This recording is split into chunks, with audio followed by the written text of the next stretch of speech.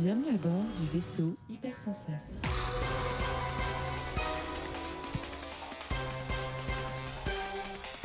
Bouillard. Bienvenue dans Croissant Outcast numéro 3. Déjà, notre pas de côté, notre écart par rapport à notre émission régulière qui est Comics Outcast, dont nous venons de décerner les récompenses lors de la désormais fameuse cérémonie des Bouillards d'or qui ne saurait tarder à arriver dans vos esgourdes. Peut-être même déjà arrivé quand vous écoutez. Peut-être même déjà arrivé. Le temps, ça c'est le changement d'heure. On ne s'y retrouve plus, ma pauvre dame. Le concept de Croissant Outcast est que nous allons parler de bande dessinée, de manga, de comics, mais en version française. 4 membres de l'équipe, 4 coups de cœur pour partager avec vous ce qui nous a fait vibrer. Pour lancer notre voyage hérétique dans le multivers, je laisse la parole à Regan. Bonjour, bonsoir. Comment ça va, Regan? Ça va et toi? La surprise. Ouais, bah oui, pourtant c'était pas comme si on avait dit qu'on commençait par toi. Et de quoi vas-tu nous parler? Ton coup de cœur? Eh bien, écoutez, je vais vous parler d'une petite BD sortie chez 404 Comics. 404 Graphics. Eh oui. Je vous en ai déjà parlé d'ailleurs précédemment. Et je vais vous parler de Au-dedans, qui est leur titre qui est sorti en janvier de cette année, 2024. Pour la modique somme de 26,60 €, c'est un one-shot.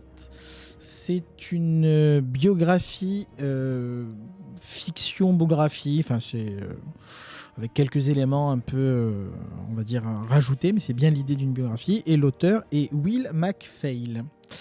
De quoi ça parle? Eh bien, le récit est donc, je disais, une forme d'autobiographie à peine romancée d'un illustrateur qui se nommerait Nick, citadin et un peu blasé du quotidien, entre un travail qui n'est pas aussi épanouissant qu'il l'espérait et des relations sociales qui passent tels des automatismes sans saveur. Même au sein de sa famille, la vie est vraiment en mode automatique, des échanges un peu plats, pas très intéressants. Il ne trouve pas de saveur dans sa vie du quotidien. Il se demande d'ailleurs s'il n'y a plus que les façades que nous portons les uns face aux autres, histoire de la bienséance, et où se cache l'humain derrière toute cette routine.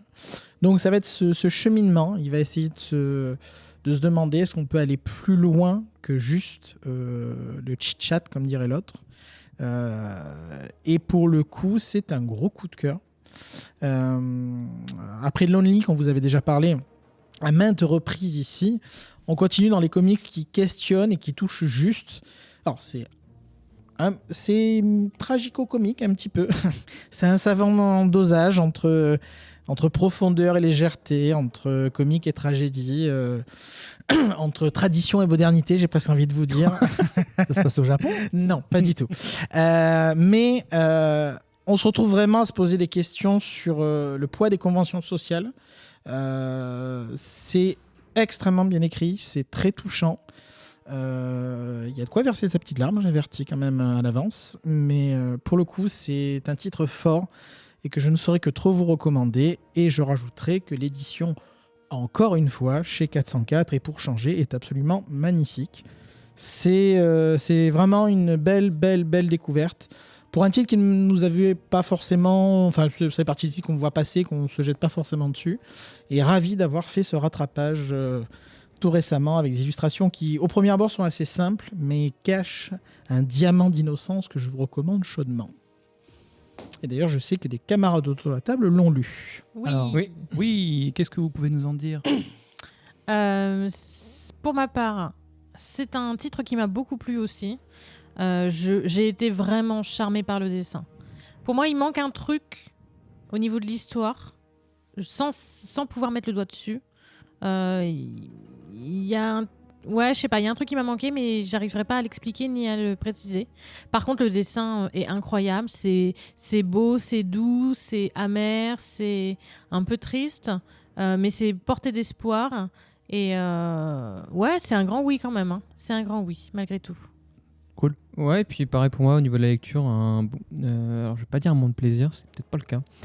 Je suis j'ai un avis différent que toi, Luc, sur les dessins. C'est moins ça qui m'a marqué pour le coup que l'écriture en elle-même. Enfin, c'est plutôt l'inverse de toi en l'occurrence. Mais c'est vraiment un très bon titre qui va attaquer comme la vie peut vous attaquer par surprise, le livre arrive très bien à le faire ressentir ou à le créer ce sentiment, sentiment de surprise qui est vraiment bien fait. Se Voilà. faire cueillir. Ouais. Et donc plutôt dur. Je recommanderais pas ça à tout le monde si vous êtes en état plutôt moyen. Voilà. Mais sinon, oui. Très bon. Ok, donc une belle œuvre, mais qui ne s'inscrit pas sous le signe de la gaudriole là, et de la déconnade. C'est Alors, pas il y a, très il y a drôle, beaucoup hein. d'humour quand même, Ah, je ouais. tiens à le préciser. Oui, c'est vrai. D'accord. Ouais, mais c'est pas lol quoi. Ouais. C'est juste que c'est malin. Sarcastique. C'est- Vous êtes caustique. Hein, Caustique, ouais. C'est caustique, monsieur Pierre. Très bien. Bah écoutez, ça m'a l'air d'être effectivement Cette émission a pris 20 ans. un bien bel ouvrage, une très belle édition, du papier de belle qualité, une mise en page, une mise en case aussi assez particulière qui vaut très certainement le détour. Merci Regan. Merci à vous. Sans transition, Lux, que nous as-tu déniché? Alors, je vous ai déniché un bouquin d'utilité publique. Bien. Voilà, je tranche comme ça. Je vous ai déniché Goupil-ou-Face. Ah, Un bouquin, c'est une autobiographie, on va dire, par une autrice qui s'appelle Lou Luby, qui est une jeune femme originaire de La Réunion, qui a fait plein de BD, et qui un jour a décidé de raconter son histoire son histoire d'errance médicale et de troubles Oh. mentaux. Quelle horreur. Quelle horreur, mais pourtant. Quelle horreur, mais pourtant. Donc Lou, la BD, c'est son histoire. Donc c'est une jeune femme qui, en grandissant, voit son quotidien perturbé par des troubles mentaux. Oh. Elle passe par une longue errance médicale où on va lui donner plusieurs diagnostics, plusieurs pistes, plusieurs médicaments. Et en fait, il n'y a rien qui va. Et c'est complètement le bordel dans sa vie, c'est complètement le bordel dans ses émotions.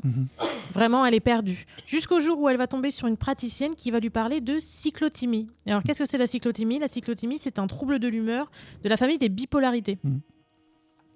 Donc là, un monde nouveau va s'ouvrir à elle, avec un traitement médical et un suivi psychologique et psychiatrique qui vont l'aider.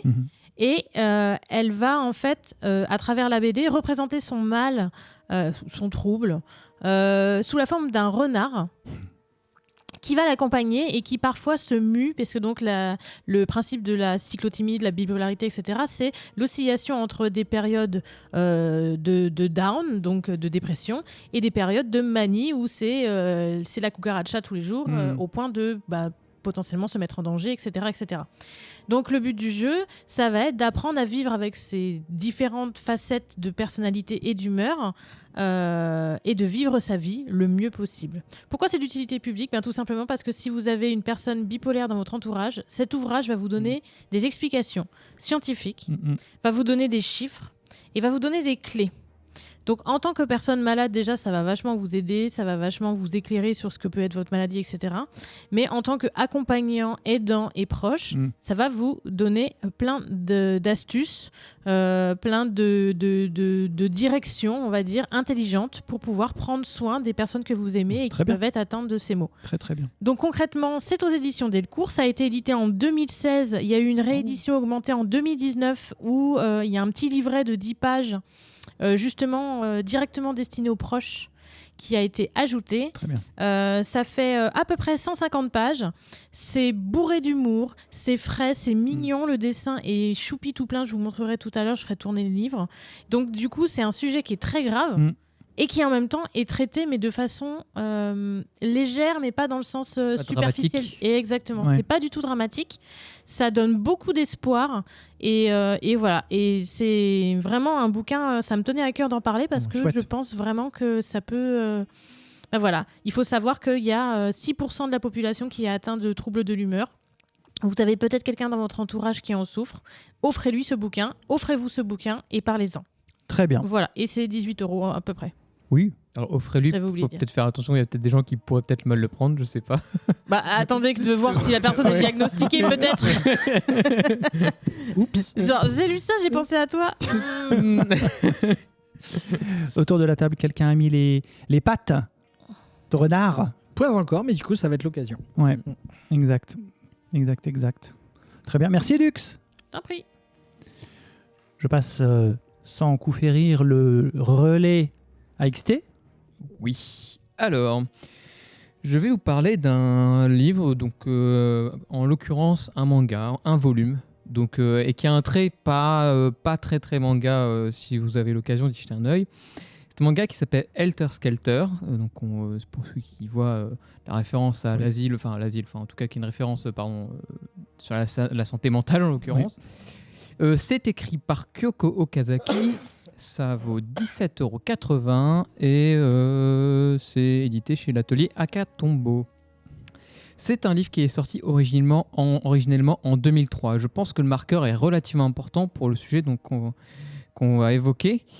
Parce que ça va nous parler du paraître, de le coût humain sur ce qu'est d'être célèbre, ce qu'est d'être riche et sur la vision qu'on a de nous-mêmes, sur notre physique et sur notre manière d'être. Pourquoi je fais la référence en l'année 2000 ? Parce que c'était clairement la période de la mode où être le plus mec possible était au point de se faire mal, était presque une... c'était la mode, quoi. Enfin, Bridget Jones, on le rappelle, a été considérée comme grosse quand c'est sorti. Donc bon... Donc ça nous raconte l'histoire de Ririko, cette star médiatique riche, célèbre, tout lui sourit, elle est belle, elle sort avec un fils d'un grand groupe type LVMH ou ce genre de choses, la belle vie si je puis dire, quoi. Mais Ririko, elle n'est pas tout à fait là par hasard quand même. Ririko, en fait, elle a un peu négocié tout ça. Elle a fait une forme de pacte avec le diable. Son corps est complètement artificiel, car via un hôpital de chirurgie et via la consommation de médicaments relativement interdits, son corps a été enhanced dans sa beauté. C'est-à-dire que dans un excès si important que la vie se renversera contre elle au point de lui détruire sa peau. En fait, elle a une date de péremption. On s'est dit texto qu'elle a une date de péremption, elle, comme un objet. C'est vraiment vu comme un objet qui est mis au devant de la scène, qui, elle, ne se voit et ne se juge elle-même que par son physique. Et on assiste à sa déchéance, à sa dégradation d'un point de vue tout à fait d'un point de vue public et d'un point de vue d'elle-même, et à quel point ça l'emmène dans une certaine folie, à quel point elle sera seule dans sa chute aux enfers, à quel point elle est manipulée par ces personnes qui lui auront amené à faire cette chirurgie, et voir sa déchéance au fur et à mesure. En fait, c'est assez impressionnant parce qu'on le voit aussi, son regard sur elle-même qui évolue, et comment son refus de vieillir aussi, son refus de ne plus pouvoir être la plus belle possible aux yeux de la société, la meilleure elle-même de la société, ou comment elle se voit la meilleure elle-même. Et on parle tellement d'elle comme un objet qu'on parle de la réparer quand elle a ces pourritures qui apparaissent sur sa peau. Et donc c'est extrêmement dérangeant. Je vous ai épargné les parties les plus... je vous épargne les descriptions des parties les plus scènes de sexe, des violences psychologiques et des scènes de chirurgie qui sont dans le livre et qui sont... assez lourde et grave. On parle de manipulation et de force d'action sexuelle sur d'autres personnes. Quand je l'ai lu, j'ai été assez choqué, mais pas dans le sens, mais vraiment à quel point c'était qualitatif dans ce que ça raconte. C'est saupoudré d'une enquête policière en fond. Donc il y a aussi ce côté un peu thriller qui est vraiment très sympa. Pour ceux qui voient, il y a un petit côté, pas Perfect Blue, mais vraiment ce côté, l'enquête n'est pas le cœur du sujet. Et il y a un parallèle à faire sur les sujets évoqués. Pour moi, c'est un vrai bijou. C'est en un tome, ça se lit d'une traite. Enfin, et voilà. Le livre d'ailleurs a gagné le prix Tezuka à sa sortie d'ailleurs au passage. C'est quoi le prix Tezuka ? C'est un truc de mangas. De meilleur manga, en effet, de meilleur livre au Japon, l'équivalent du Fauve d'Or. D'accord. Merci. Très bien, très bien. Quelqu'un a eu la possibilité de mettre ses paluches sur le manga ? Non, mais je suis pas sûre de le faire. Ouais. Non, blague à part, ça a l'air d'être assez puissant comme lecture. Oui, c'est vrai que j'ai peut-être pas les nerfs assez solides pour m'y tromper, mais... Je voulais donner une petite info à nos auditeurs. Nous n'avons pas planifié à l'avance que les sujets... Oui, c'est vrai que là, c'est un peu rigolo dans le podcast. C'est vraiment, ce n'était pas prévu, vraiment. Hein. Et c'est un format, en fait, c'est un format plutôt livre. Je vois qu'on me pose la question dans le chat. C'est un format plutôt livre qui fait vraiment plus format BD classique en fait que un peu assume jusqu'au manga. Oui, mais c'est un peu comme les comment ça s'appelle Les urban, les trucs urbains, là. Ouais. Oui, les mangas, oui. Ouais. Non. Les urban link, enfin les Voilà. petits formats Ouais. urban. Urban, comment Ouais, ça s'appelle les Nomade. mangas. Mhm. Nomade, ouais. I see what you did there. Et toi, Matt? Et pour Et ma toi, part, comment moi, alors Plus de légèreté, peut-être. alors à peine, mais quand même un petit peu. Ça faisait longtemps que je voulais parler de cette série de mangas et je voyais pas trop dans une review ou dans un focus comment en parler. Je vais vous parler de Justice League Dark Rebirth, De comics alors, c'est cette un série de comics. manga. Ouais, ah merde. Oui, il m'a fait peur. il J'ai m'a eu fait peur. mince. Enfin, c'est pas Bah, que j'ai eu peur, je suis allez. pas Ragen, mais. On va mettre ça sur le dos du changement d'heure une fois de plus. Non, bien évidemment. Allez. Merci Lux. Il s'agit bien évidemment de Ok. comics. Justice. Oh ben voilà. J'avais réussi à le dire une première fois. Non. C'est la version Astérix, c'est ça. Justice League Dark Rebirth en 4 tomes chez Urban Comics, numéro de page variable, mais pour l'idée, le premier tome à 232 pages, 21 €. Une série, donc tout un arc de comics. Donc les 4 tomes reprennent toute l'œuvre de James Tynion 4, des comics 1 à 28 de cette série, mais également des issues de Wonder Woman et même de la Justice League tout court. James Tynion 4 et puis toute une flopée de dessinateurs de grands talents. De quoi ça parle? Justice League Dark, déjà, c'est une équipe qui a existé par le passé et qui là est reconstituée par Wonder Woman et qui est composée de Zatanna, la magnifique Zatanna, Détective Chimp, le non moins magnifique Détective Chimp, qui apparaît d'ailleurs très régulièrement à chaque tweet qui annonce l'arrivée d'un épisode de Comics Outcast, Man-Bat, la créature des marais, et John Constantine. Alors qu'est-ce qui se passe? Quel est le moteur de cette histoire? C'est que la magie telle qu'elle est connue dans le monde de DC connaît des bouleversements majeurs. Je ne vous expliquerai pas pourquoi. Le principal impact est que les incantations se retournent contre les magiciens et les magiciennes qui les prononcent. Donc il y a un gros problème. Wonder Woman, donc, comme je le disais, décide de former une équipe d'investigation, parce que c'est à la base une enquête. C'est pour ça que Détective Chimp se mêle à la bande, afin de comprendre l'origine de ce désordre et donc contrecarrer les conséquences néfastes. Je ne rentre pas trop dans le détail. Ce que je peux vous dire, c'est que s'en suivent des intrigues variées, plutôt inhabituelles. Enfin, moi, j'étais pas très familier de ce qui se passe. Donc, la fraîcheur était au rendez-vous. On peut faire confiance à James Tynion 4 The Fourth pour nous proposer des histoires rondement menées, des éruptions d'ennemis tout aussi puissantes et puissants que parfois connus. Les aventures sont rythmées, sont accrocheuses et ça reste épique, bien évidemment. Il y a des magnifiques dessins, des très belles mises en scène. Les personnages, pour autant, bénéficient aussi d'une attention particulière avec une plongée parfois dans leur passé. Je pense à Wonder Woman, à Zatanna, mais également à la créature du marais. Et ça s'accompagne souvent d'une remise en question de leur identité, de leur certitude. Ça permet de creuser les personnages d'une manière décalée. C'est touchant, c'est parfois très touchant. Et puis à la fin, il y a vraiment tout un beans, puisqu'il y a Animal Man qui se joint à la fête, etc. Donc vraiment, il y a le All-Star qui se joint à tout ça. 4 tomes, donc c'est quand même assez costaud, mais je pense que si vous accrochez au premier, vous prendrez le temps et vous irez facilement vers le deuxième, le troisième et le quatrième qui est écrit par, en partie, Ram V. Voilà, donc on a vraiment là les... Un petit jeune qui débute. Un petit jeune qui débute là. Voilà, on a un bon roster de scénaristes à la baguette. Qui a mis ses paluches sur Justice League Dark Rebirth? Ouais, et c'était très sympa. Ouais, Ouais, c'est chouette, hein. j'avais bien aimé. À noter qu'il n'y a pas besoin de prérequis. Non, c'est vrai. Ça peut se démarrer par là sans avoir lu des histoires d'avant. C'est vrai que je ne l'ai pas dit. Lux XT. Nope. Non plus, malheureusement, à mon grand dame. Gandalf. Gandalf. Jean-Claude, grande dame. Jean-Claude Gandalf. Punaise. Mais voilà, nous avons fait le tour. C'est donc la fin de ce petit pas de côté de Croissant Outcast numéro 3. Est-ce qu'on se dit où on se retrouve, Regan? Oh, sur les réseaux sociaux habituels et sur le Discord, bien sûr. Bien sûr, sur le Discord. Mort sur Twitter, tout ça. J'ai revite sur Instagram. Et pour le reste, Regan, c'est déjà pas mal. Regan Point sur Discord. Lux, où peut-on te retrouver? Sur le Discord et sur Blue Sky, Et oui. Xbox, point, je sais plus quoi. Mais Luxbox, je pense que vous pourrez me trouver déjà. Ah, t'as pas une homonyme comme sur Instagram? J'ai une homonyme sur Ouais, Instagram mais si, il y avait quelqu'un qui avait un compte similaire au tien. C'était sur Insta, non? Ouais, tu nous avais parlé d'histoire, oui, tu oui. recevais des. Ah, peut-être c'est sur Twitter. Ah, c'est sur Twitter. En fait, il y a une société de production qui s'appelle Luxbox et qui n'a pas de compte Twitter et donc les Ah. trucs de films me taguent.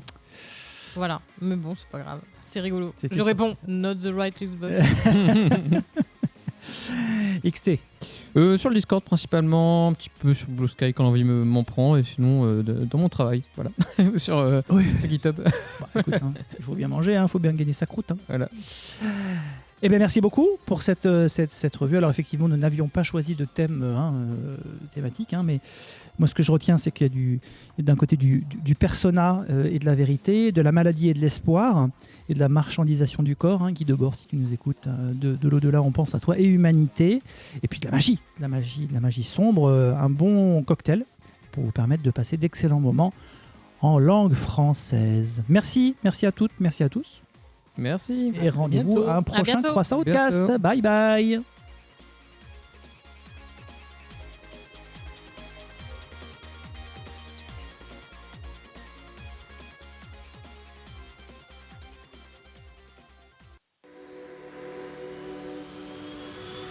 Fin de transmission.